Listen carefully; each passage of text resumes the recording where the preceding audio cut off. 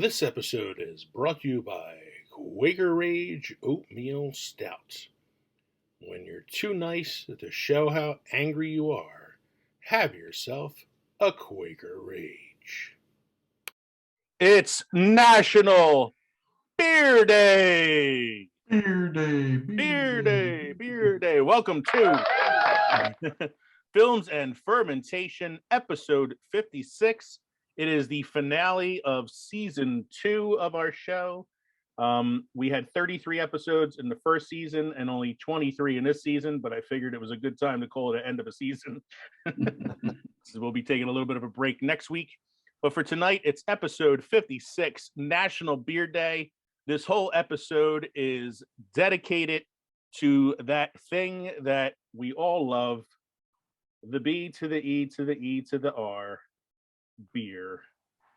So welcome to Films and Fermentation, a movie and alcohol podcast. I'm Leo. I'm Kevin. I'm Mike. We're three friends who like to talk shit about movies while getting shit-faced. I'd like to start this episode off with a quote. In wine there is wisdom, in beer there is freedom, in water there is bacteria. Yep. So let's all drink beer. In this episode, we celebrate the greatest holiday of the year, National Beer Day. This episode is going to be a little different from our previous ones, as we will be spending more time on the alcohol and not as much time on the movies as we usually do. So as the great Ben Franklin once said, beer is proof that God loves us and wants us to be happy. So let's all be happy this evening. Drink some beer.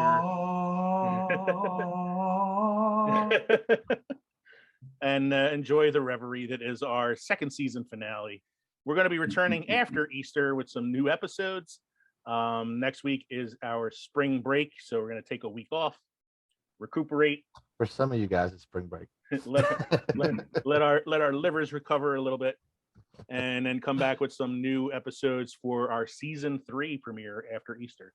Don't forget to drop us an email at filmsandfermentation@gmail.com or visit us at linktree.com. That's linkttree.com/filmsandfermentation to find all of our social media links and podcast platforms. Michael, take it away. This day in film history.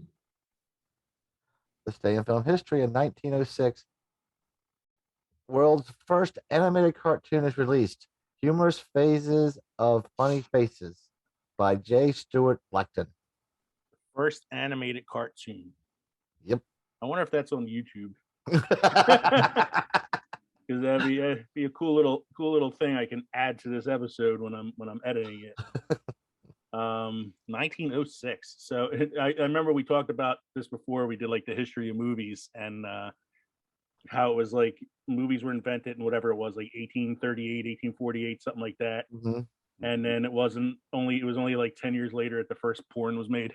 So it's funny. Only 10 years later that the first anime came out after this. And guess what is on YouTube? The Humorous Phases of Funny Faces. Yes. First animation from 1906. Wow. I am going to have to add this to the YouTube edit. Okay. So anybody who's watching us on YouTube, if you're listening to us on the podcast platform, check us out on YouTube so you can see the full 3-minute animated film. From the Library of Congress in Washington, D.C.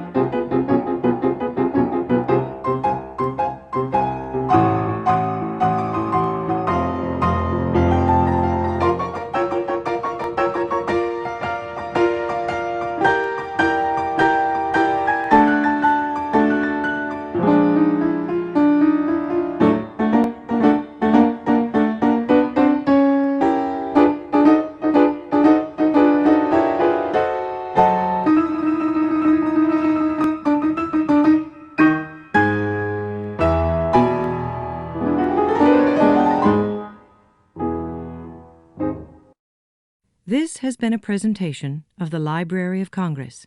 Visit us at loc.gov. Humorous faces of funny faces. What do you got for us on our little drink fact thing there, Mike? I got from the calendar. I have a beer. Mhm. This is a special beer day called Sweet Josie Brown Ale. It's from the Lone Rider Brewery Company in Raleigh, North Carolina. Sweet Josie has a hop in her step. Lone Rider is a distinct American style, 6.1% alcohol by volume, brown ale with 30 IBUs of Magnum hops to bitter and the distinctive orange peel of East Kent golden hops coming on strong in the aroma. The citrus fruitiness nicely complements the lurking toffee and caramel malts up front, but malt takes the reins on the palate. Nicely balanced, the Josie morphs from hoppy to sweet, but not too sweet, with chocolate and aromatic malts adding character and dryness. Big palate suppleness adds to the appeal, and lacework on the glass is impressive. Outlaw or not, you will enjoy this one. I don't know if you can see the picture Let's see, a of the beer. woman. Yeah, says Sweet Josie. That Sweet Josie, and at the bottom it says Ale for Outlaws. All right. Ale for Outlaws. Speaking of Outlaws, I just watched a series on Amazon Prime called The Outlaws. Okay. It stars it's a BBC production starring Christopher Walken. Oh God. It's about a group of people who are on doing community service for breaking the law, and the hijinks that ensue as they all learn to work together. Speaking of BBC, yeah, did you see the two practical April Fool's jokes they did for the Doctor Who's the no. next Doctor Who? Oh good God.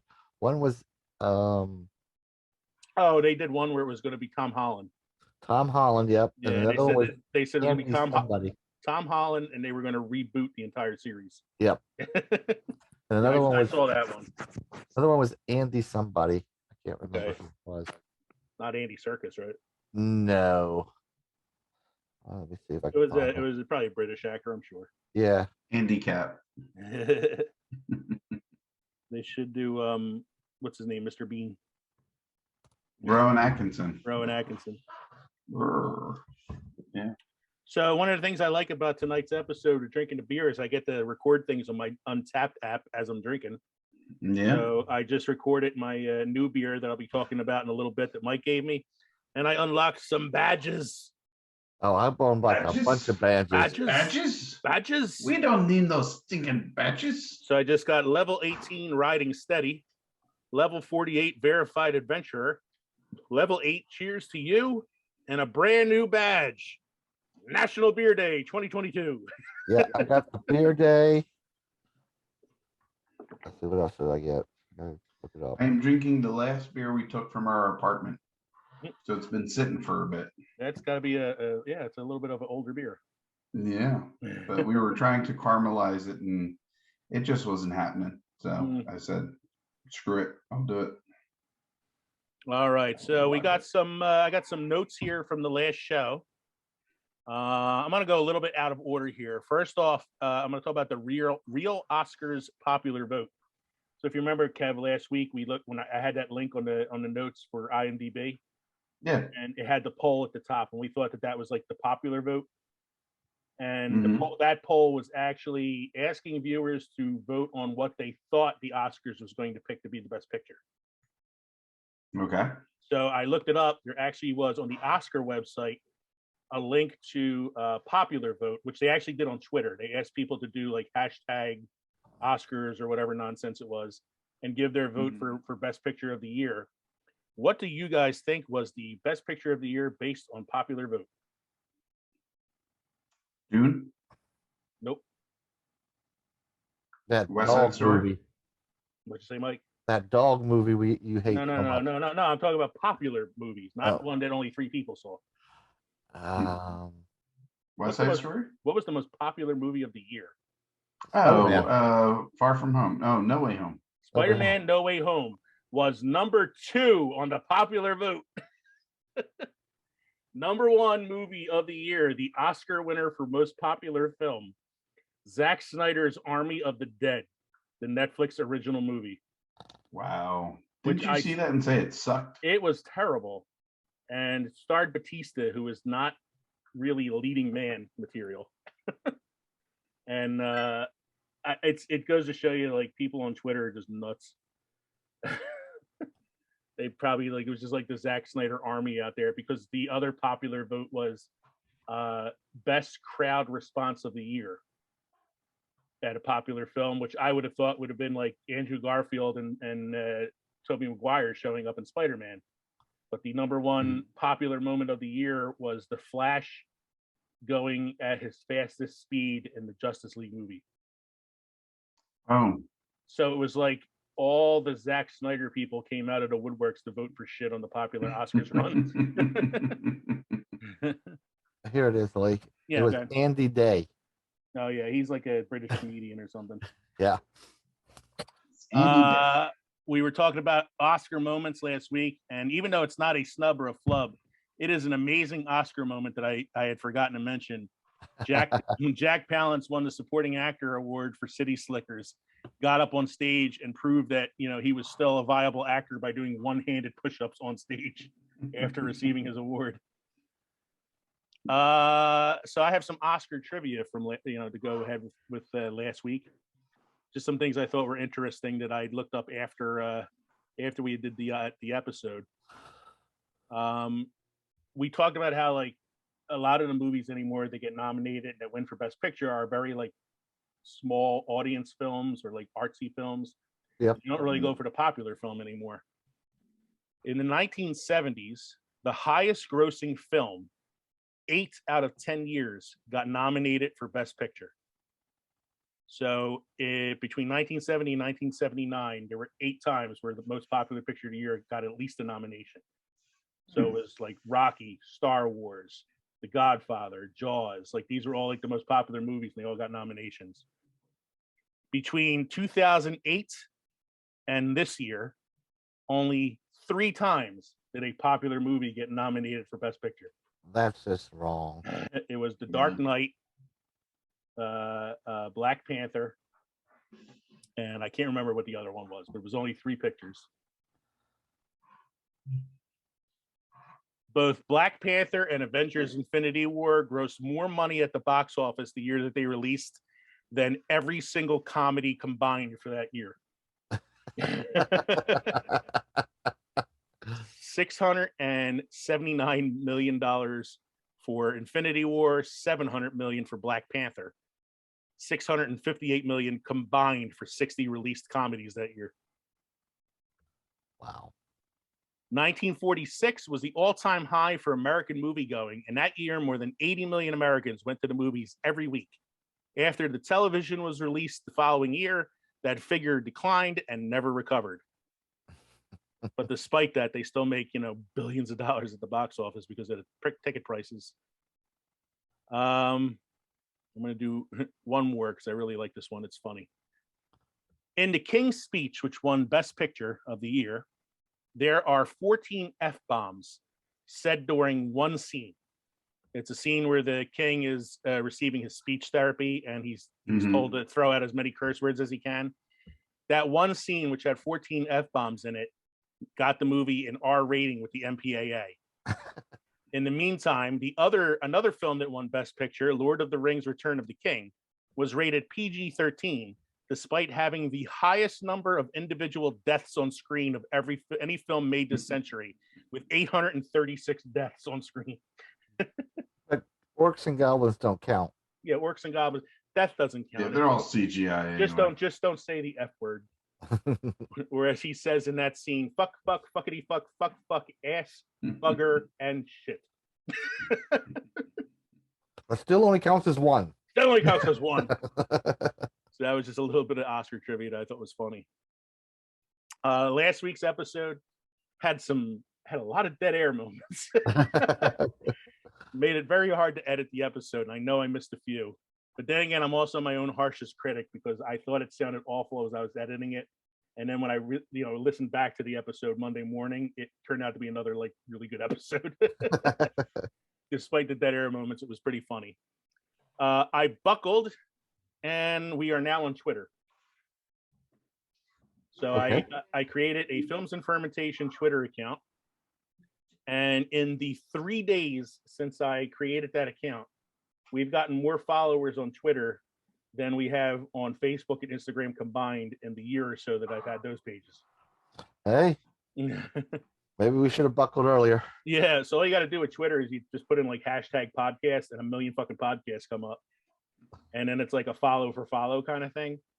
But it actually has gained us listeners, including a listener in South Africa. Cool. Based on the statistics that I was looking at. Yeah, based on the statistics I was looking at. We got some followers. So I was looking at the statistics on like Spotify and Anchor and stuff. And a lot of our earlier episodes, like going back to the 20s and 30s, are now in like double digits for listens. So it's like in the last week since I joined Twitter, a lot of the listens have gone up, which is pretty good.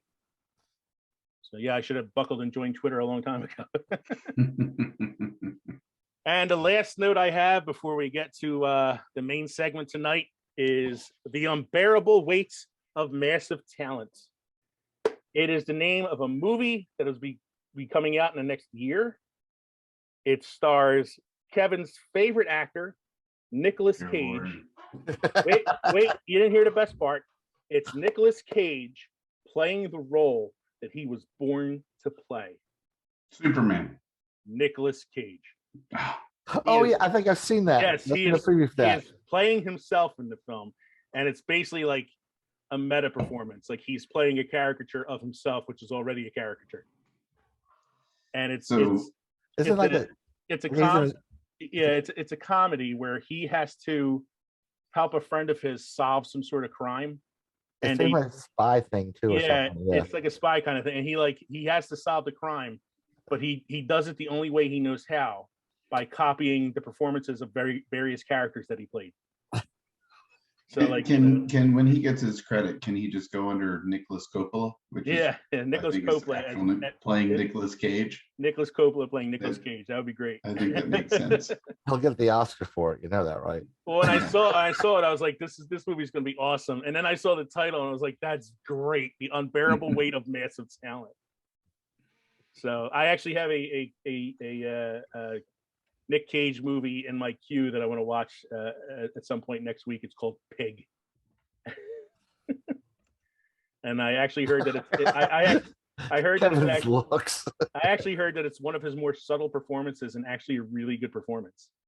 It was a finalist for Best Actor, just didn't make the category. So I definitely want to check that out at some point. I have a little bit more fondness for Nick Cage than Kevin does. So apparently, the disgust look on his face is says a lot. So what are we drinking tonight, gentlemen? Should I take a guess and they say that it's probably beer? Well, I'm drinking Steve Austin's Broken Skull American Lager. Mm-hmm. And I have a Kona Longboard. Mm-hmm. Nice. I am drinking, like I said, this one I had to dust off from the back of the refrigerator. We were saving it for a night where we could caramelize it, and I'm still looking forward to caramelizing some beers, and I'll have to get another one if we choose to do it. But this is Puffed and Toasted. It's a s'mores-inspired porter from Naked Brewing in the Chamonix. No, not in the Chamonix, sorry. Huntington Valley. Yeah, you gave me you left one of those in my house for me at some point, and it was pretty good. Mm-hmm. I got 3 beers out because I don't know how many I was going to get through in the episode. I'm thinking I'll probably get through all 3. But like Mike, I am also drinking a Steve Austin Broken Skull Lager because Mike gave me one to try, and I decided to save it for this episode. And it's pretty good. I like it better than the IPA. The IPA was. I think I had that a couple weeks ago. Yeah, it was one of the ones that Mike gave us to try. Yeah. The lager is pretty good. And then for my next drink, I have the Kona Longboard Lager as well because it's Ooh, twinsies. very Twinsies. refreshing. And then I have one of my favorites on there. I have my Sam Adams Oktoberfest. So I got a couple of these left. Nice. And I figured I should. My second try beer to kill tonight them. will be the maple stout, the maple breakfast stout from Death of the Fox. Now you guys know me. I like stouts. I like porters, and I got a shit ton of them in my fridge. But I'm like, I don't know if I'll make it through this episode tonight drinking nothing but stouts and porters. They had to roll me away from my desk later on. I actually thought of being an asshole and doing a mixed drink tonight just to fuck with you. I'm like, it's National Beer Day. Let me drink, especially since I got a bottle of my old smoky bourbon from Tennessee. Well, you could have had the brew shine. I could have the brew shine, but I was so happy. My brother-in-law Billy found me a bottle of Old Smoky bourbon at a spirit store in Delaware. So I'm like, that's good to know. I don't have to drive all the way to Tennessee to get it anymore. I can just drive to Delaware. Well, I'm going in September, so I'll pick some up for you. Yeah, 2 bottles. All right. I'm almost done this one, so I gotta.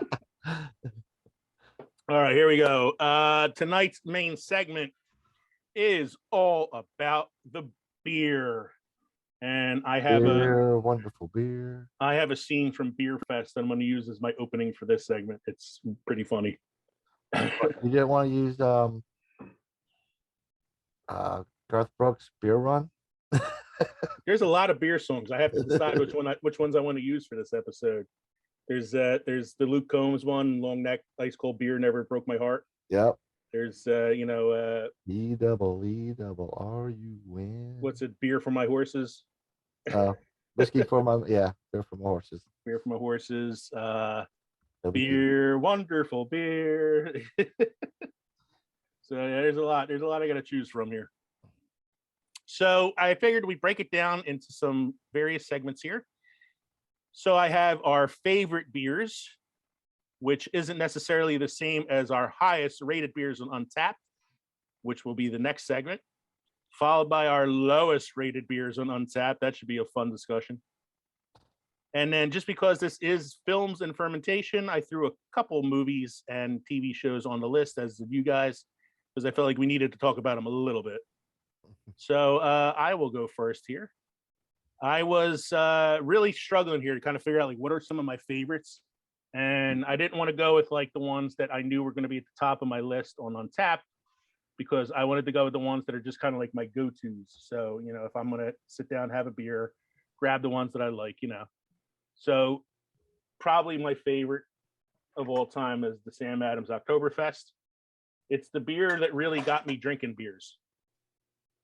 So like I was never a big beer drinker. I used to have like the occasional like Heineken or something like that. I hate it. I was never Coors, never Miller, I was never like a domestic beer guy. I much prefer to like have a mixed drink when I went to the bar. And then it's like the first time I had a Sam Adams Oktoberfest, I was like, wow, beer could have flavor. And so I've never turned back since. I love that. Oktoberfest is always one of my go-tos. Another one is another Sam Adams one. And this one, I love this beer, but you can only get it in Boston, which is a pain in the ass because then I have to actually go to Boston to get it. So it's Sam Adams Red Brick Ale. It is a special beer that they make only in Boston, and they only serve it on tap at the bars in the city. They don't serve it in bottles or cans because the proceeds of the sale of the beer go towards supporting small business owners in Massachusetts and entrepreneurs from Boston. Yeah, it's the owner and CEO of the Sam Adams Brewery, because he started as a small business and as an independent brewer, set this up as a fund to help other independent businesses out there. But I tell you, man, it is one of the cleanest, smoothest, like crispest beers I've ever had. It's just like a perfect taste. And I'm like, you want to make money for small entrepreneurs, sell this fucker around the country, man. People will buy that shit because it is good. Yeah. It is really good. Yeah. And we're actually thinking of trying to go up to Boston again at some point because I need to get me some.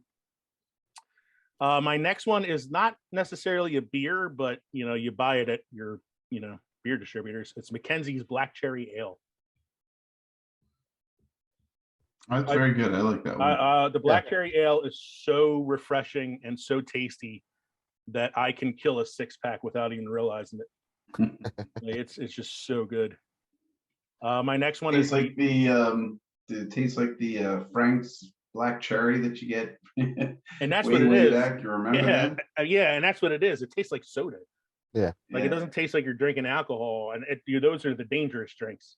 I mean, thankfully, it's not a high, alcohol by volume, or I'd really be fucked up. But I once bought a case and killed the case in like a week because it's just so good. I tried making beer bread with it once. Didn't really work as well. Not as yeasty as regular beer. The next one I have is called the Bombshell Cider. So it's a hard cider, and it's from Warhorse Brewery, which is in the Finger Lakes. It's one of my favorite places to go to when we go up there for vacation. It's a World War II themed brewery. All of their beers and ciders are given World War II themes. So like their breakfast oatmeal stout is called Churchill's Breakfast. They have another one. It's like Lieutenant Dan's IPA. It's like all these different like war themed drinks, but their ciders are amazing, and I like them because they're the designs on the cans are all pinup model designs, like the old school like World War II pinup models, and they have all different like flavors of the cider. So they have the regular apple cider. They have one that's a hard lemonade / apple cider one that's really good. They have a raspberry one, and they're all different themes, all different like themes like that. And then the last one I have down is one of my favorites. Is Hidden Sands Orange Splash. So you got to go to Hidden Sands, which is in New Jersey, out near the shore points, and it's a orange splash inspired ale that tastes very much like an orange soda. Another one that's like dangerous because it doesn't taste like alcohol. That's out near Pleasantville, right? No, you came with us to this one before. This one's out near like Cape May area. Okay. Yeah, it's like between like Cape May and like Ocean City. And it's really, really good. It's a cool place. They got some really good beers. They have a strawberry beer there as well. It's pretty good. But the orange splash is the one that I like, and it's seasonal, so you can only really get it in the summertime. Okay. Which makes sense. So, Mike, why don't you hit us up with some of your favorites? Oh, excuse me. One of them, my first one, became my go-to. As most people know, I'm the lager guy. Yeah, love lagers. I started off with domestic with MGD, moved on to Yingling. Now I'm going full board. If I'm going to a beer, I'm going the longboard. That's probably my all-time favorite beer at the moment. Following that, I got this the long neck lager from Antietam Brewing. I've had twice on the show now. I gotta get some more of that when I go down that way again, because that was a really good lager. Long neck ice cold beer never broke my heart. I only put like 3 on here, so yeah, that's fine because I think we're gonna get more out of the highest rated stuff than anything else. And the last one it's not a lager. It's the Love by the Sun Devil's Backbone Brewing Company. What was Love by the Sun? That's the one. Was that the mango peach one? Yeah, the mango peach one. Okay, yeah. It wasn't a lager. It's a I think it was like a fruit sour. Yeah, I think it's a fruit sour. Yeah. Sour Kolsch, something like that. Which is odd for me. Yeah, and it was odd for me. I liked it too, and that's odd for me because I'm not really a mango peach kind of person. So far, everything I've had from Devil's Backbone has been good. I agree. I've like pretty much all the stuff that you gave me to sample. I like blew through it. It was really good. Even the IPA. And then Kev, I'm just gonna say off the bat that the first one on your list is one of my least favorite beers. Really? Oh, I'm not surprised. But, wait, is the Golden Monkey the banana one? Yeah, I think it does. It's not one of my favorites. Yeah. Go ahead. I'm sorry. No, it's okay. I was going to jump on one of Mike's. He liked the Devil's Backbone. Mike, I'm sorry, I forgot the one you just said. The Devil's Backbone. Yeah, and I had just tried one last Friday, not that particular one, but I had just tried a Devil's Backbone Juicy Magic Juicy IPA. And honestly, you guys know I'm not a big IPA fan, but man, this was good. Okay. Yeah, so if I know you're a big Devil's Backbone fan, you may want to give that one a shot. Even though it's not a lager, it's an IPA, it's still halfway decent. Well, So it's funny. When I found it down in Virginia, which I'm going to in May, I just got it because of the brewing company's name, Devil's Backbone, and I tried it down there. The lager and the you did what I do. You tried by the name. Yeah. The name. If the name is calling to you, then you just kind of I don't do that a lot. Further investigation. I do it way too often. I did it for the first one because it was a lager. Mm-hmm. Vienna lager. Yeah. First time I tried it. And the second one was let me try the sour. If the name captures my attention, then I look a little bit more into it. You know, if it's something that I really, really like or something that would, turn me off. And I had quite a few new beers last Friday, which I'm sure I'll mention another time. But let me go back to my go-tos, right? Some of my favorite beers. So, like Leo said, Victory's Golden Monkey is one that's, I can put a few of them back and it'll knock me on my ass. I think it's got an 8% alcohol by volume. I like them. I like them. I like the different incarnations they do because they've done sour monkeys, they've done white monkeys. And they do have a slight banana taste to them, but I still find them tasty. Guinness, Guinness, you can't go wrong with the Guinness. I think anytime it's not just a once a year thing for me, but it is a fall winter kind of and spring, I guess, kind of beer that I'll go to. It's not something I would enjoy in the summer, but it's something I would enjoy slowly. It's not one that you can actually chug. In the summer, I'd probably go with Blue Moon. Ladies and gentlemen, we're getting meta on this episode right now as I have a picture within a picture of Kevin recording his beer on Untappd and taking a picture of it with our Zoom meeting in the background. That's right. And I am now zooming within a Zoom within a Zoom. I think very it's funny. Inception of you. Zoom, baby. I find it funny that your pictures of us, you're in the left, you're in my left too, but me and Kevin are at different spots for yours and mine. Yeah, we're all like in different spots right now. So, yeah, the Victory Golden Monkey, not one of my favorites. Not one of yours. I like Guinness. Guinness is a good one for me in the winter and the spring, and actually even the fall sometimes. Blue Moon is my summer beer. It's blasphemy if you don't like Guinness.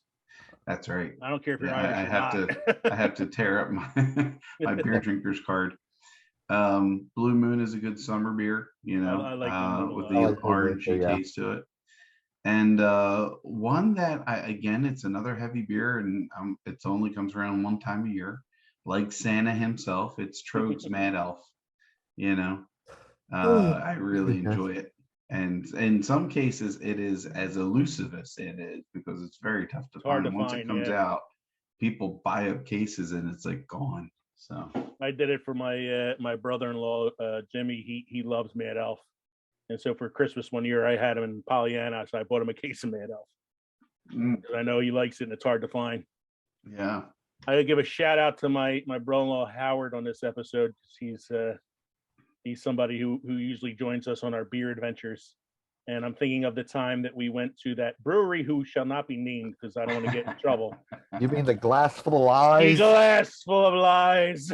It's funny. I had a beer from that brewery recently, and it was not an IPA, and it was actually pretty decent. It was I'll have what she's having. Yeah, all I remember is that it was one of those places where all the beers had funny names, so we were picking based on the names basically, and did not like any of them. And and my brother-in-law Howard, who really is no filter, doesn't have much of a filter. Yeah, it's pretty loose with what he wants to say.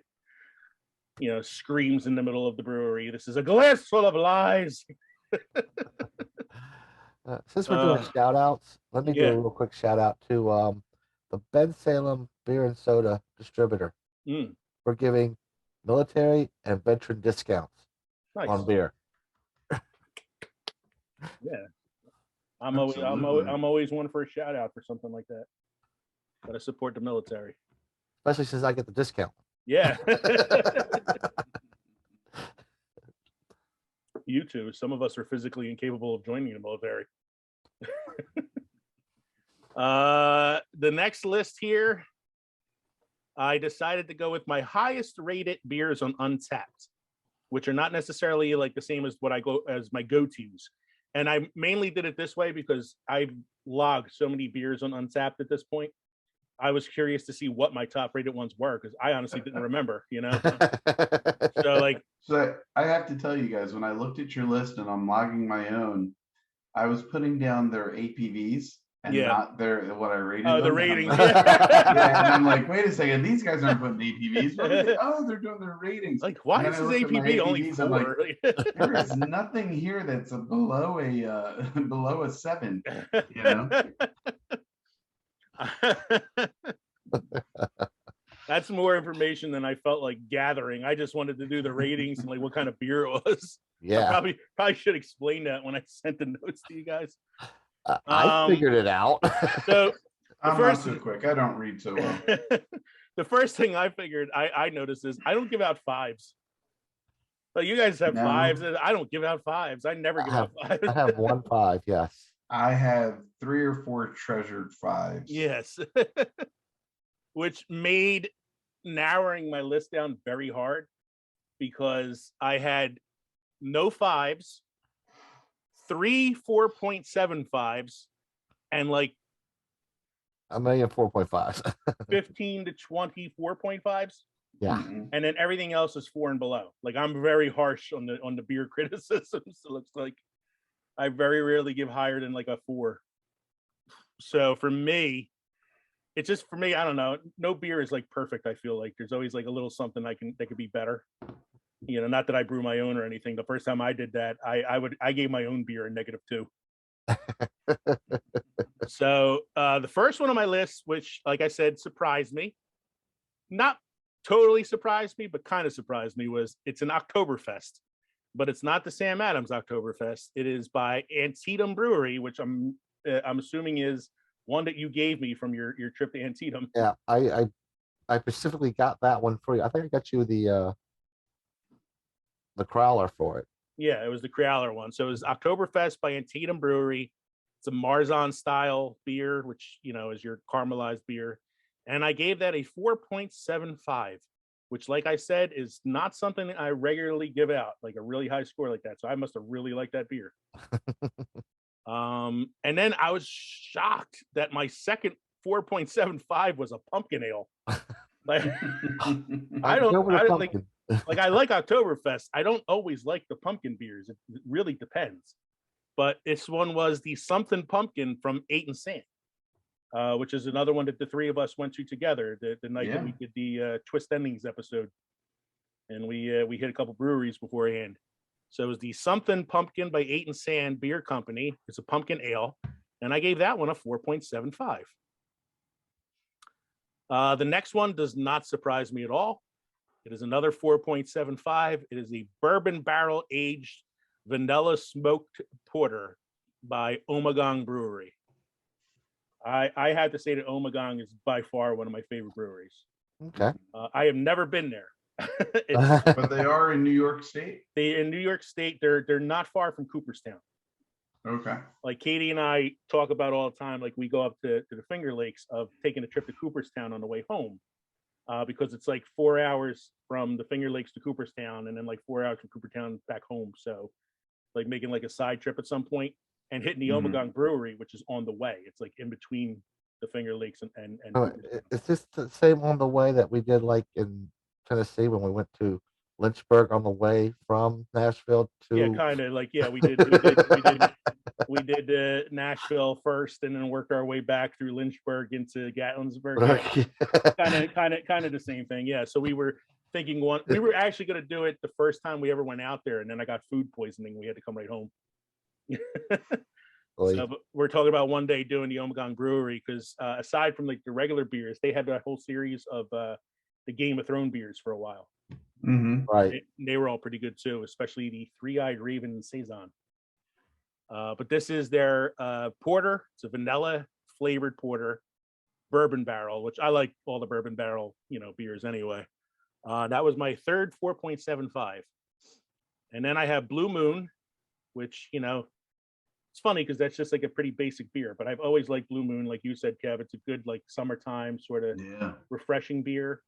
And they had a drink one time at Hooters where they used the Blue Moon and they mixed it with, it was like Blue Moon, rum, orange juice, and Sprite or something like that. It was like some kind of mixed thing, and it was so friggin' good.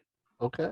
And that was back when I had my friend who was a bartender there, and I went there one time to see her, and she was testing the drink out, and she's like, "Here, see if you like this." And like 4 drinks later, I was hammered. It had, the last one I got on my top 5 from Untapped is the Three Philosophers Bourbon Stout, also by Omegang Brewery. It is a bourbon style stout that I gave a 4.5 to, and I like all the Three Philosophers stuff. There's a couple different versions. There's like a wine stout. There's a bourbon stout. There's like the regular regular stout from Three Philosophers. So that's a really good one. That's also from Omegang. I think I gave you guys a couple of those to try once. So, Mike, what do you got going on? Well, my first one is a 5, which I was surprised when I went back and saw this one. I mean, it was a really good beer. I've only had it twice down at Disney, out of the Animal Kingdom area. I was gonna ask, when have you been to Kenya? Yeah, it's Animal Kingdom down at Disney. Tuscan Raider Lager, what? Tuscan Lager from Kenya Breweries Limited. It's a lager pale. I give it a 5. It was really good. I mean, I still have the bottle here. I think it's hanging up in the fence. I really hope one day to find a beer that I can give a 5 to. I think I gave it a 5 because I was surprised how good it really was. From Kenya. It was more like a shocked 5 than a yeah, probably. I probably would have gave it a 5 because I would have been sweating my ass off in the Animal Kingdom. Last time I was at Animal Kingdom was when I went with you and Adrian and Katie and I, and like all I did was whine all day about how fucking sweaty I was. I just want to go back to the pool. My second one is the Churchville Lager from the Chamonix Creek Brewing. I gave it a 4.5. I agree. I think I had the same rating on Untapped as well for that. It's a Vienna lager. It's a really good Churchville. Surprise, surprise. 4.5 for Longboard from Kona Brewing. Another lager pale. So my first 3 are lagers. Yeah, and I had the same rating. I think for Churchville and Kona, I think I have the same rating as you, 4.5. And then my fourth one is probably my other type of favorite beers. It's the High Water Hefeweizen by the Chamonix Brewing. It's a wheat beer, Hefeweizen, 4.5 German style beer. You know me, I like the German style beers. I like the Hefeweizens too. I can always do those. Yeah. And the last but not least, because it's also a 4.5, is Kahana Blonde Ale from Kona Brewing Company. It's a blonde ale. And I like all the Kona stuff, really. I don't think I've had anything from Kona that really was disappointing. And I'm looking and like I like a Hefeweizen once in a while. I have like a couple like domestics that I actually do like, and that would be like Corona, Stella Artois. I saw that you bought a couple of them in the other day. That's Stella Artois. Yeah, I had a couple. Yeah, I had the Yinglings. I don't mind Yingling once in a while if there's like nothing else to choose from. I do like the Yingling Hershey one. Yeah, so I could do that once in a while, and I like the Buddha beer. Buddha. So Kev, what do you got? What is your highest rated? So my highest rated, and I was kind of surprised to see this too, because I mean, I do remember having it. I do remember loving it. It's been a while. Yeah. It's the Irish Whiskey Finish by Innocent Gun. And it's a stout beer. I rated it a 5. You know, I probably bought it around St. Patrick's Day one time and really enjoyed it, but probably just it's not one that you see on the regular, not in the free packs or the loose packs or whatever. So I remember the one place I used to get it was around Franklin Mills Mall. They had a really good beer place, and you could mix your 6 and get a 6-pack of whatever you'd like. It sounds like one that I would probably enjoy too, because I like stouts, and the Irish whiskey part kind of intrigues me. So yeah, no, it was very good. It says Irish whiskey finish. Did it taste like Irish whiskey, like on the back end of it or something? Was it like the finish of the drink? I don't think it was at the back end. It wasn't like it was something that your taste buds caught when as you were sipping it down. Okay. I think you could get the whiskey from the beginning. Mm-hmm. Like you, I was also surprised to see a pumpkin ale that came in so high. And I'm trying to think, when did I have this?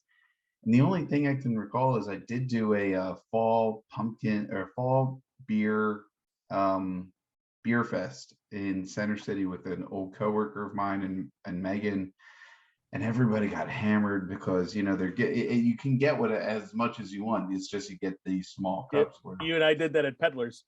Yes. But these were all pumpkin beers, and it must have been knock your socks off because I gave it a 5, and I enjoy a good pumpkin beer. Don't get me wrong, but to get a 5 is kind of out there for me.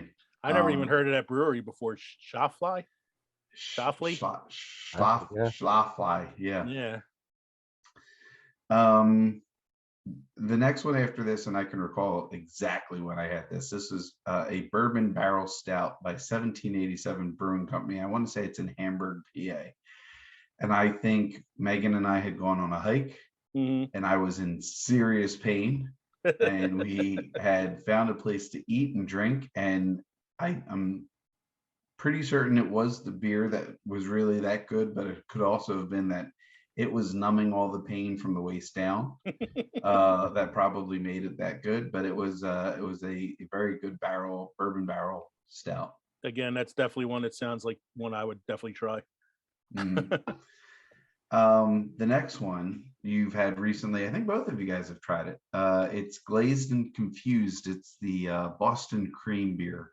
Oh yeah. From yes. Thomas Island, which is in Rehoboth, Delaware.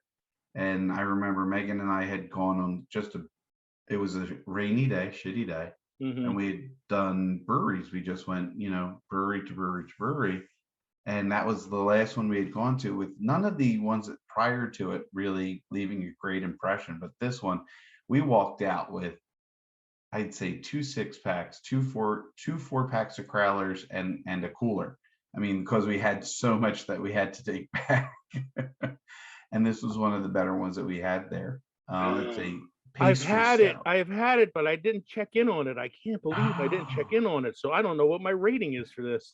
That just means I'm going to have another one at some point. Definitely bring it up. I mean, I'll go down to Rehoboth for a weekend if I could.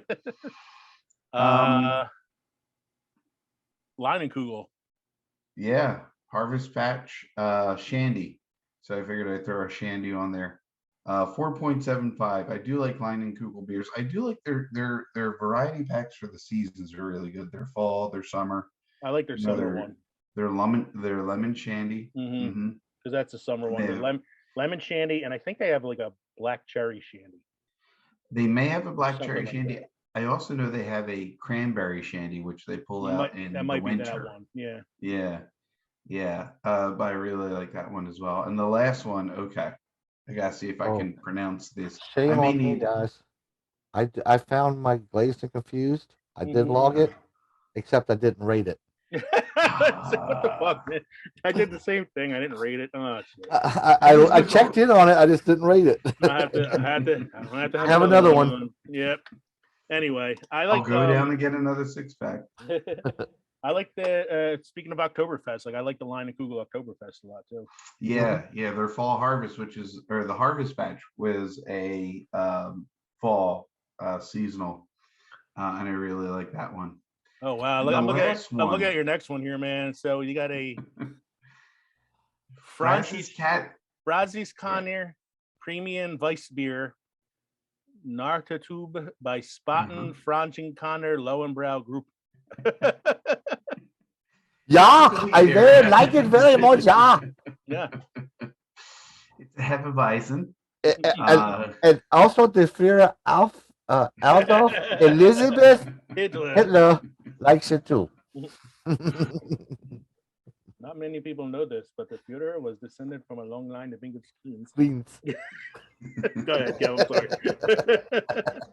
So unfortunately, I can't even recall when I had this one. I'll probably have to look this one up. But it was 4.75. It must have been good, or I must have been drunk. Either way.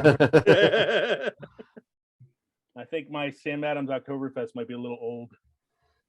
Oh, you think? It's got sediments. Has an interesting flavor. Gentlemen, So before we move on to the lowest rates, I'm gonna have to drain the beer of drinking.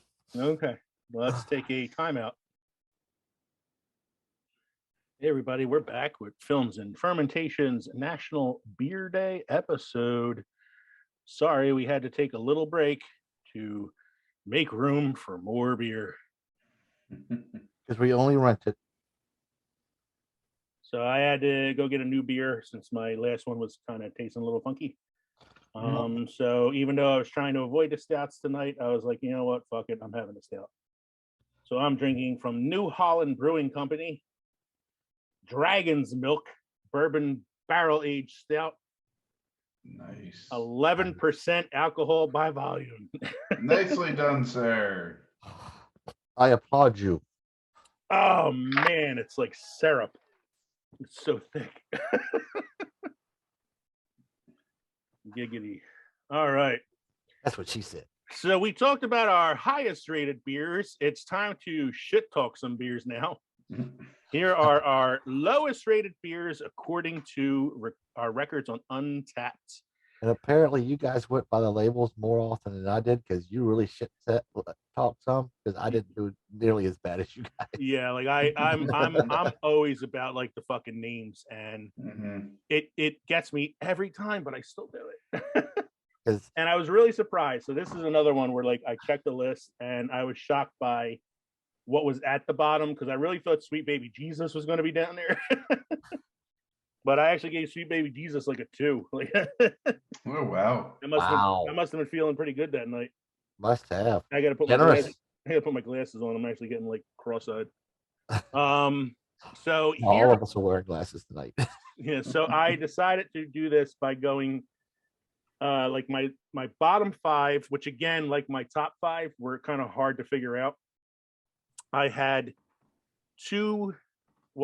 multiple beers that were 0.5, which is the lowest rating I gave. Wow. I had 2 beers that were 0.75, and then I had a bunch of beers that were 1.0. So wow. I kind of went with like the most recent one I had that I gave that rating to get my bottom 5. So my first one is Roasted Stout by Asbury Park Brewery. It is a dry Irish stout. And when they say dry, they are not fucking lying. I did not know beer could be dry. I knew wine could be dry. The Roasted Stout was like burnt dry beer. Oh. So that got a 1.0. No offense to Asbury Park. I've had other things by them that I've actually liked. I just really did not like this one. The next beer I have on my lowest rated list is one that is legendary because I have talked to you guys about this one on multiple occasions. It's on my list too. It is Da Pretzel Gauche Ale by Roy Pitts Brewery. It's a sour gauche. I was nice giving it a 0.75. Yeah. This was the sourdough inspired pretzel beer. So it was supposed to have a sourdough pretzel finish, but it basically tasted like a glass of ocean water. Oof. It was like straight up salt water in a glass, Yeah. and one of the worst. And I'm looking at it now, and I'm like, I probably should have gave that a 0. I don't know. I was really generous. I think it's because I had already had like 10 or 11 beers that night already, because I think we were at Crafties when I had this one. Yeah, I mean the next one you even talked more shit about than this one too. And I know the Spruce Winterstein is fucking awful. This is Death by Fox Brewery, which Kev, you've got a few recently that you said were really good, and listening to that list, I was like, wow, those are all beers I would have loved. I would have liked to try it, but for whatever reason, some now. Yeah, for whatever reason, like the maple stout, I would have been all over that. But for whatever reason, when I went, it was like mostly IPAs and like these weird, like sort of like winter style beers. So this one is Spruce Winterstein Death by Fox. It was a winter warmer ale that, like, the first one, the previous one tasted like ocean water. This one tasted like a pine tree. It was like liquid Christmas tree. Without the cheer. Without the cheer, yeah. It was not. I was not a happy camper afterwards. The next one, goddamn, like I don't even remember this one at all. I saw this on my list and I'm like, when did I have this friggin' beer? But looking at it, I know why I had it. It's the name. The beer is called Lifeless Eyes. It is by Bricks City Brewery. It's a stout. You like stouts too. I like stouts. That's why I got it. It's a double pastry imperial stout. That's like a Kevin beer. Yep. Yeah, I'd love to know what kind of pastry that was supposed to be paired with. I don't know, but like I couldn't tell you because I have no recollection of having this beer. But I did write in the description, Lifeless Eyes is a good name because this beer has no life. Oh, wow. So what I'm assuming is that the taste was just like not there. Like it was kind of like a flat beer. I'm looking it up now to see what. Because I don't even know where Brick City is. Like I don't know where. I'm wondering if this is one that I had at Crafties again, because I have no idea where Brick City Brewery is. It's in Little Ferry, New Jersey.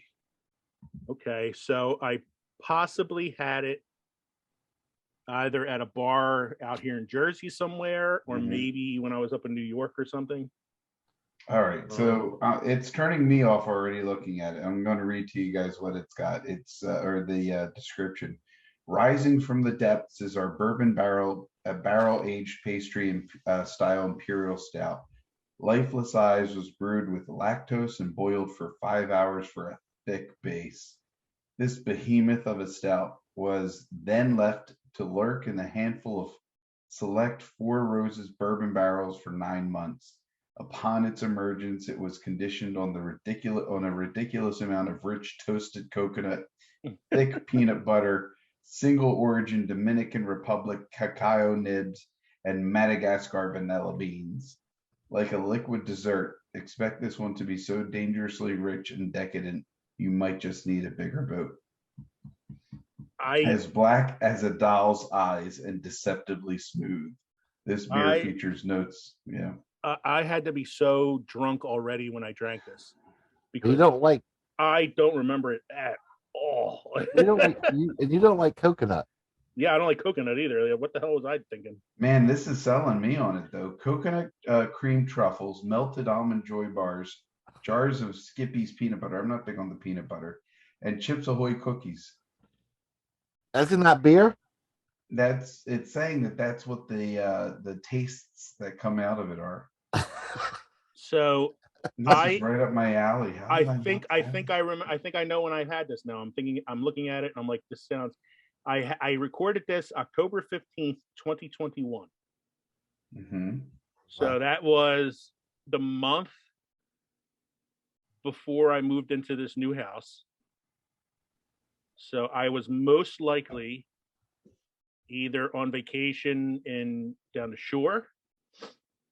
Whoa. Hold on. You moved in 2020, didn't you? Not 2020. Was it 2020 I moved in? Yeah, 2020 I moved in. Yeah. So August 15, 2021, I was probably in the Finger Lakes with Katie.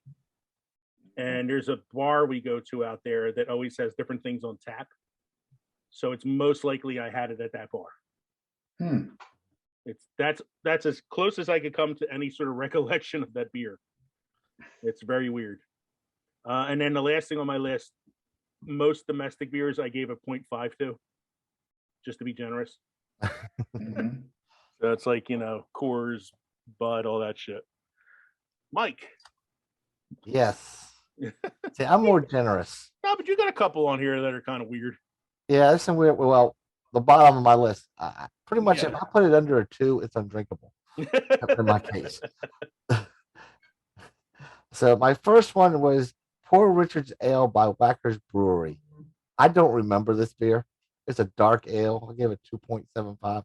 I have no clue when I drank that. Yeah, I don't even know where Whacker's Brewery is. Yeah, I wonder if we were at like a restaurant or something, or maybe. it's funny. Like, yeah, I'm looking at like how many beers I've recorded, and like, when was I at this place? Yeah. Whacker Brewing is Willow Street, PA, in Lancaster. It's a Lancaster. Mhm. So you must have been at like one of the outlets or something, or like near the outlet stores. I was out that way for some reason. Yeah. My next one is I remember this one. Fresh roasted peanut butter ale by Lancaster Brewery. Again, you were in Lancaster. No, I bought this one here. Oh wow! I had it at one of my barbecues, and yeah, French roasted peanut butter ale. yeah, I gotta stop with the peanut butter stuff. It just doesn't work for me. But I can eat peanut butter all day, but I can't drink it. I think I've had this next one that you have on your list too. Yeah, I feel like this is definitely one I would have tried because of the name. That's what I got it for. The name is Blithering Idiot by Bacher Brewing. It's a barley wine, English style. I gave it 2.25. Yeah. I think that might have been one of the ones we had on our brewery tour that we did. Might have been the three of us. I think we had that the same night. Mhm. Because that might have been the one was the one we went to near Rutgers that had like all sours and like fruit beers and shit. No, that wasn't. Yeah. That wasn't what. That was Axon. Oh, Axon Arrow. Yeah. Axon Arrow. Yeah. The next one, all three of us tried because you had it at one of your barbecues. Yeah, the plain chicken nuggets by Stickman Brews, the pale American Pale Ale, 1.75. It was a glass full of lies. Yeah, because I was expecting something chicken nugget flavored. Yeah. And it was just a play on words to say that this is just a plain ale. Yeah. It was a glass full of lies. Yeah, like I don't know if I gave it as low a rating as you did, but I definitely didn't give it a high rating. And my last one is definitely undrinkable. Yeah.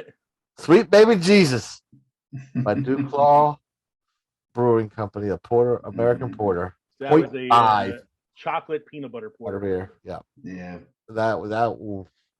The first and only time I had that was in Maryland.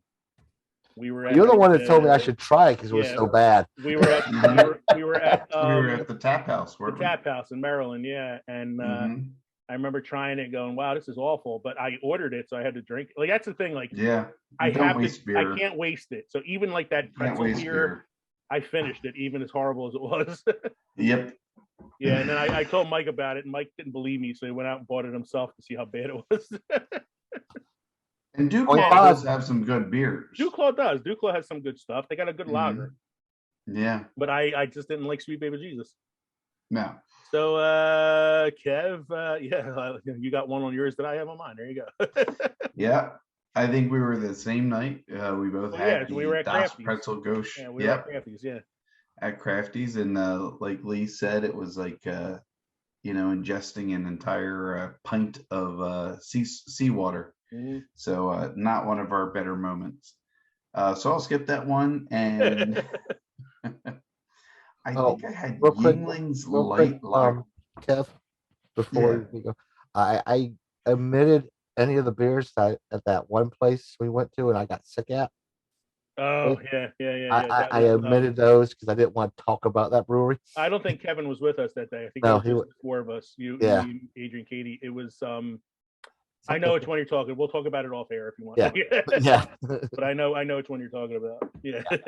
Mike had this. We went to this one brewery, and every beer was so bad that Mike got physically ill while we were at the brewery. Yeah. Oh wow. Yeah. So anyway, go ahead, Kev. Um, Yeah, Yingling. Like I remember, like when Yingling early in Yingling's run, like that was a good beer. That was like an Mhm. alternate to the domestics. You know, it was Right. like, oh, Yingling, And- you know, local brewery. And then I think once they got like kind of nationally known, quality kind of dipped a little bit. Yeah. Now it's not like I'm going to put my nose up at it was a standard lager from Mhm. Yingling. I mean, if it's one of the basic beers that are available, that's probably what I'll go for over Bud or over Coors or over Yeah. Miller. But Same The here. light Like, lager. their light lager just had no flavor. It had absolutely nothing. I think I gave it only a 0.75. yeah, like I'm not knocking Yingling totally either. Like I'll take it if it's the choice. Right. And I like the Hershey Porter. You know, the Hershey Porter is really good. But Mhm. yeah, like I agree. Like I'm not a big light beer fan anyway. So like if Right. you're gonna drink, you might as well go for it. Exactly. What's the next one? I don't know this one. Next one is one from the Chamonix Creek, and it's no longer in production, so I'm guessing it may not have been so popular. Yeah, I would think It's so. the Passive Thought, which I only gave a 0.75 rating to, and I like the Chamonix Creek. It's one of my Yeah. favorite breweries. Yeah, I do too. They have a good assortment. And I'm just looking at it now. There's nothing in there that would make me not like it, but maybe it's just so bland that there's nothing there to like. It's a Kolsch. It's a Kolsch rather. And it's a pretty typical Kolsch, you know, it's got German style beer, yeah. Yeah. And I like did the not Chamonix enjoy too. it. That was one of the reasons to go to Miller's on the Boulevard was they always had a bunch of the Chamonix Creeks on tap. Yeah. Like I'd never heard of this one. What's your next one there? The next one is the Old Parting Glass by Naked Brewing Company. And I like Naked too. As you can tell, my first beer was from Naked. But this one, I do remember Megan and I had gone, and this is one, it's labeled as a smoked beer. And I guess it was a limited time offering. But I know why I didn't like this. This is a full-bodied porter aged peat malt infused with Jameson. Yeah, peat. It's got that peaty taste to it. Infused with Jameson oak barrels. It was like licking the underside of a boat. It was rough. It was very rough. What else did I put in? Oh, I have two more. All right, I have 46 Hours with Lactose and Vanilla from Chatty Monks Brewing Company. Megan was out at a job, and I went up to meet up with her. We found a couple microbreweries. I think this was either a micro or a nano. It's a microbrewery in West Reading, and their entire lineup of beers was disastrous. We did flights, and it was like, it's not a job of which is the best, it's which one's the least worst, you know.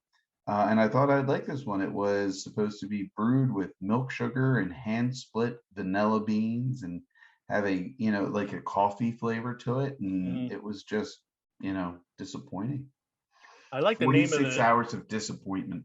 I like the name of the brewery, Chatty Monks. Like that's a clever name, but yeah, it's a clever name. Unfortunately, that's all it's got going for it right now, or at least it was 3 years ago. And my last one was The Painting Was a Gift, Todd, from one of our favorite Christmas movies.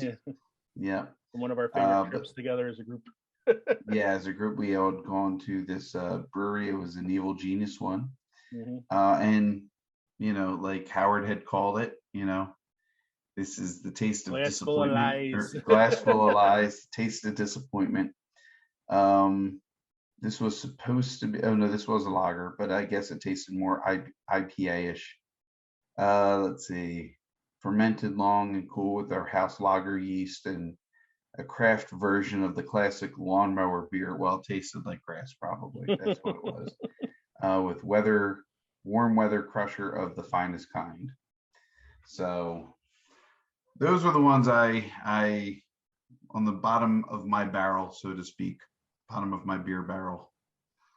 I'm looking at like the Naked Brewing one, like you said. Like I like Naked Brewery a lot, and there were very few beers there that I would say I was disappointed with. But there was one. Katie and I went one time together, just two of us, and that was when I got the picture of the sign out front that said "Today's soup is beer."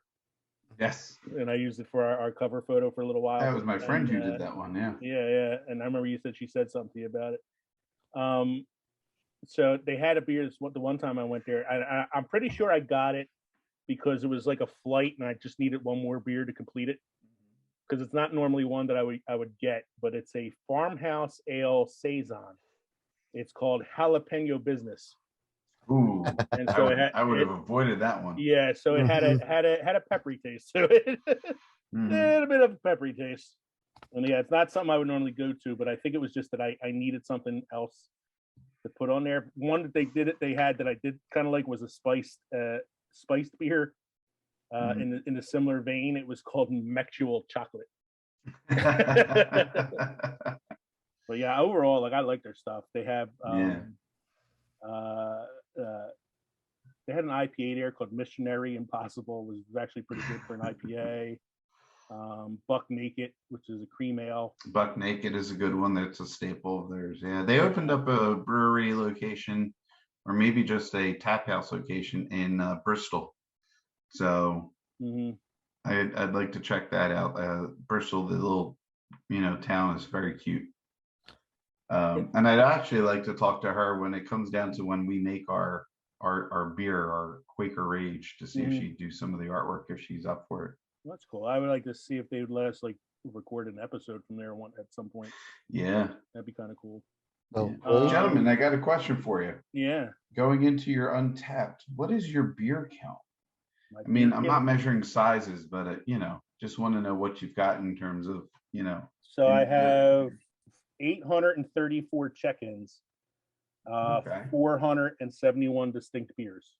Nice. Mike, let me see what I got here. Where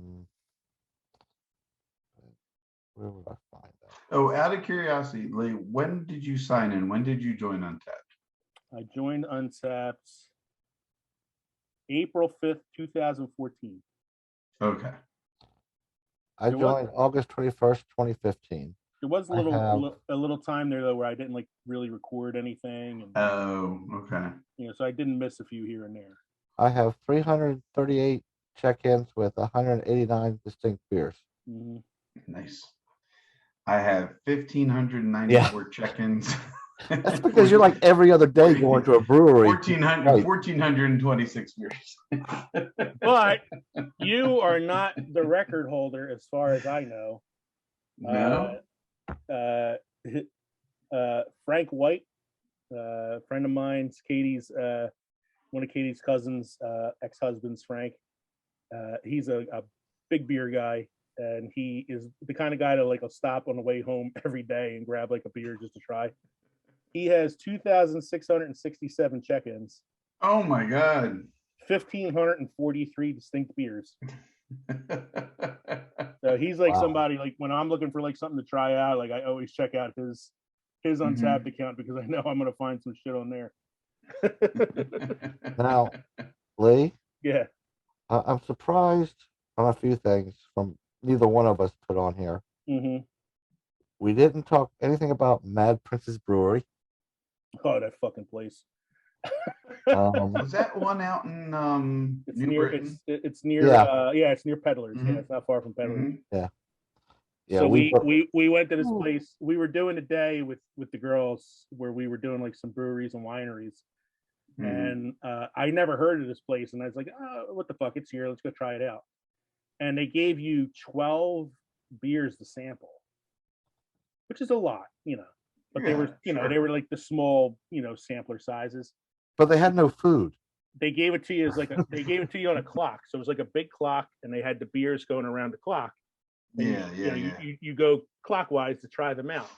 But of the 12 beers, I would say like most of them were IPA. Yeah. which Mike and I are both not big IPA guys, and no food or pickings or anything like that. And we were pretty hungry at the point, and we had just come from like 3 wineries and another brewery, and like we were in need of some like sustenance. Yeah, we needed something to. But we decided, oh, we'll just hit this one more brewery, and then we'll go get something to eat. Well, we thought like, at a brewery they would have some food there too. Most by breweries do. by like 9 o'clock on the wheel of beers, Mike and I were Done. hurting. We were so hurting, and then like we're like, we need to go eat. I think, did we end up at what's that place? What's that place we went to? I think we went to the Pine.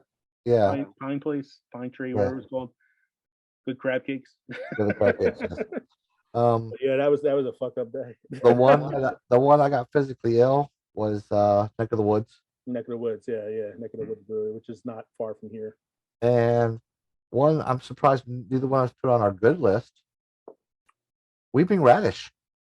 Oh yeah, oh so good. You know what it was? Which one? Weeping what? Weeping Radish. It's in North Carolina. It's a brewery in North Carolina. So it was a couple summers ago where me and Katie and Mike and Adrian went down to the Outer Banks in North Carolina. And one day we took a trip to this brewery, which is little ways from where we were staying, but it was worth it. It was actually on the mainland. Yeah, on the mainland. It was called the Weeping Radish. Weeping Radish Farm. And they gave you 8 beers in a flight, and I liked every single one of them. I have never gone to a brewery where every single beer was perfect. And the food there was excellent too. Oh my food was good. Yeah, they had a restaurant, so like the food was really good. The flight was really good, and I ended up buying a crowler of their lager, which was called the Black Radish, and it was like a dark lager, but it was so good. And like I loved it so much, my mother-in-law for my birthday the next year bought me a case of it and had it shipped to my house. Wow. Yeah, and I felt bad because the shipping was as much as the case was. God. I got the Corolla Ale. Mm-hmm. That was really good too. Oh, it was. And Kev, you actually had it because one night you came over to hang out, and I had the crowler, and I gave you a taste of it. It was called Black Radish Lager. So I know you tried it. Well, then I'm gonna look it up. Sure, you like it. Yeah, that's a really, really good brewery down there. They had Dunkelweizen, a root beer, a bitter bee, which is a pale ale, which was actually pretty good. I put a 3 on that one. Black Radish beer, the red ale, the Weizen, the Corolla Gold was their lager, one of the lagers I liked. Yeah, it was a good. And the OBX beer, which is a Kolsch. You know what? If I had it, Lee, I didn't log it. That's poor attentiveness on my part. I can't believe I wouldn't have logged it. Like I said, it's. I did the same thing. I didn't log the toasted. It was August 23 of 2017 is when we were down there. Yeah, it was. Yeah, wow, 5 years ago. Holy shit. Yeah, we got to do that again. Yeah, we got to get back there. I had so much fun in the Outer Banks. I had fun just like staying at the house and hanging out in the hot tub and stuff. Oh, that's good. Katie's over here showing me the sashes she made for the murder mystery party. Very She's nice. making sausages? What? Sausages, yeah. Kate's making sausages. Hi. Katie's on camera. Said Katie's on camera. My arms are on camera. Your arms are on camera, she said. Her face was on camera. I saw her. Nice. So, anyway, those are our list of beers, and that was a pretty decent list. I think what I'm going to do is, since we're on Twitter now, I might reach out to some of the breweries that we had some shining things to say about and send them a link to the show. I think the next time we do an episode like this, we just do breweries. Yeah. We like this brewery. We don't like this brewery. I don't know if we're popular enough to talk to shit mouth some breweries. We just talk about good breweries. We're trying to get a following. So just because this is a beer and alcohol podcast, or beer and alcohol. Whoa! movie, beer, and alcohol. 11% alcohol by volume. Exactly. Since this is a movie and alcohol podcast, I did feel like we had to talk a little bit about movies. So I found a list of online. It said they were like the top 5 beer movies of all time. So one is called Drinking Buddies, which I never heard of. And then there's my favorite, which is Beer Fest. There's a Nick Frost, Simon Pegg beer movie called The World's End. I've heard that one. It's a good one. It's funny. It's the 3rd movie in their Coronetto trilogy. So as Shaun of the Dead, Hot Fuzz, and then this movie. Then there's Old School with Will Ferrell, Luke Wilson, and Vince Vaughn.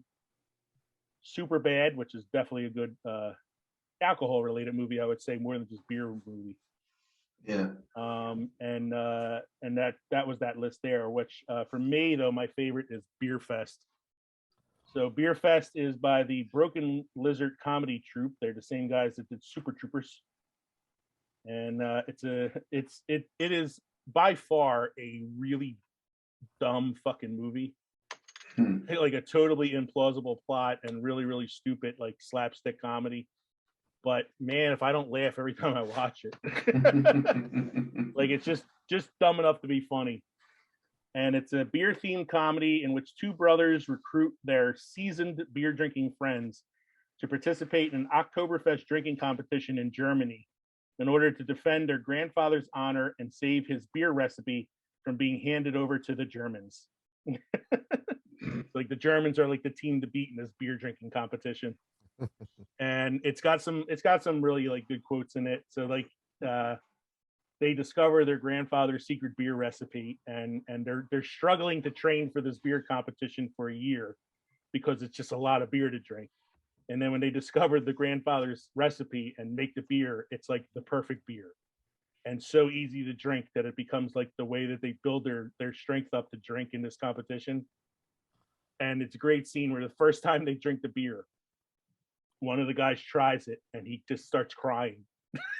And they're like, what? They're like, is it bad? Is it good? He's like, it's beautiful. And like he's crying. And then so the rest of them all take a drink. And the one guy goes, oh my God, I want to put my dick in it. And then the guy next to him goes, what? I wanted to put its dick in me. And then they get to the last guy, he drinks it and he goes, I want to freeze it in the wintertime and skate on it and melt it in the springtime and drink it. And it's like, that's going to probably be my lead in for the main segment of this episode. But there's some funny shit in that movie, man. Like I said, it's a dumbass movie, but it's really, really funny. And then I try to think of TV shows in which like beer plays a part, and really the zenith of beer related TV has to be Cheers. Yeah, absolutely. I mean, that's the 98% of the show takes place in a bar. Although Kev, you had a good one there with the Simpsons. Like I didn't think of that with like Moe's Bar. Right, between Moe's and Duff and you know it's got the Duff Man. Duff Man. Yeah. And it's just, you know, it's not that it's the only thing you think of, but it's definitely got a presence in the show. I also thought of like when I saw your thing about the Simpsons, it made me think of the Family Guy. Yeah. Because the Family Guy, there's a lot of scenes that take place in their bar. I'm trying to think of the name of it. What the hell is it called? It's the Clam. Yeah. I think it's the name of the bar. The bearded clam. Bearded Clam. Bearded Clam. Yeah, the bearded Clam. Which is of course a very dirty joke. For Mike's movie, he's got Smokey and the Bandit. Oh. The movie that haunts me. Well, the premise of the movie is they're taking beer from Texas and moving it to Florida on a dare. On a dare. Well, because back in that day, you know, certain beers were only sold regionally.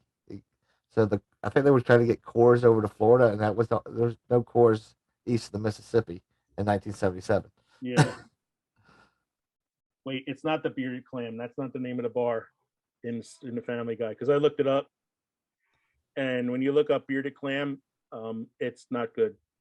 Yeah.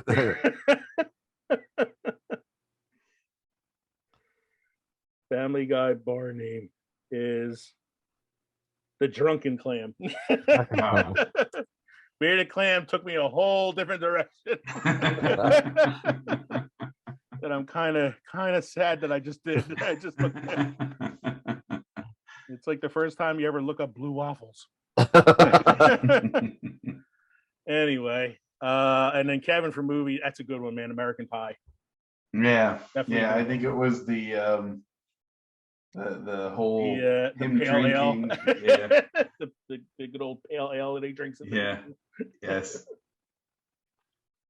But yeah, so this was a really, really fun episode, I have to say. Yeah. This was Mhm. this went a lot better than I thought, and turned out to be a lot longer than I thought it was going to be.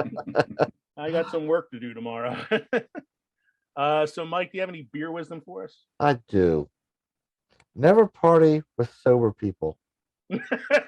They'll remember everything you say. Excellent.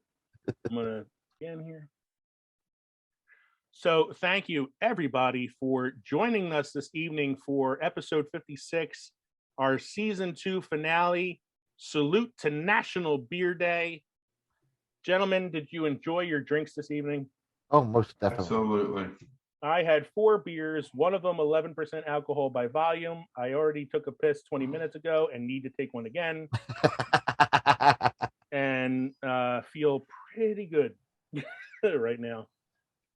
So yeah, so we are going to be taking a short little sabbatical. It is spring break next week for 2 out of the 3 of us, and we need a little bit of a little bit of a break from this.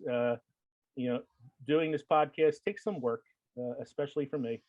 So we're going to need a little bit of time off, but we're going to come back the week after Easter with our season 3 premiere. And what we are going to do for our premiere is revisit a topic that we did recently that we really enjoyed: movies that time forgot. In our previous Movies That Time Forgot episode, we talked about Explorers, Space Camp, and Club Paradise. What are we going to talk about this time?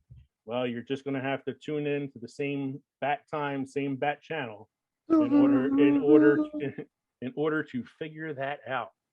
So thank you again for joining us here at the crossroads between pickled and fermented. I am Leo. I'm Kevin. I'm Mike. Don't forget to drop us a line to filmsandfermentation@gmail.com or visit us on linktree.com/filmsandfermentation to check out all our social media and podcast links. We are now on Twitter. Feel free to follow us there as well. We'll see you in a couple weeks for episode 57, the season 3 premiere, Films That Time Forgot, part 2. Thanks everybody for joining us. We hope you enjoyed listening to the episode as much as we enjoyed recording it for you. Cheers. Cheers. Cheers.